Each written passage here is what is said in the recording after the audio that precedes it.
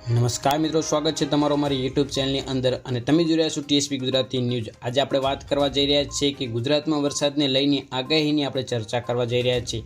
હાલમાં ગુજરાતમાં yellow alert અને ઓરેન્જ એલર્ટ આપવામાં આવ્યું છે, જેમાં 2 દિવસ તો ભારે વંટોળ સાથે વરસાદની આગાહી આપવામાં આવી રહી છે। પહેલા જ વરસાદે ચોમાસાની રંગ બતાવી નાખ્યું છે, જેમ કે સોમવારે એટલે કે 1/6/2026ના રોજ 150 તાલુકામાં વરસાદ નોંધાયો છે। આ સાથે જ હવામાન વિભાગે 5 થી 6 દિવસની આગાહી આપવામાં આવી રહી છે।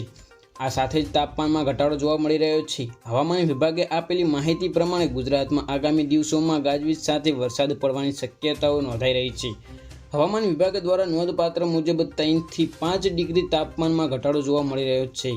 હવામાન વિભાગે આપેલી માહિતી પ્રમાણે બીજી તારીખ એટલે કે 2/6/2026 કચ્છ, બનાસકાંઠા, પાટણ, મહેસાણા, સાબરકાંઠા, ગાંધીનગર, અરવલ્લી, અમદાવાદ, સુરેન્દ્રનગર, મોરબી, રાજકોટ, બોટાદ, અરવલ્લી, ભાવનગરમાં યલો એલર્ટ આપવામાં આવી રહ્યું છે।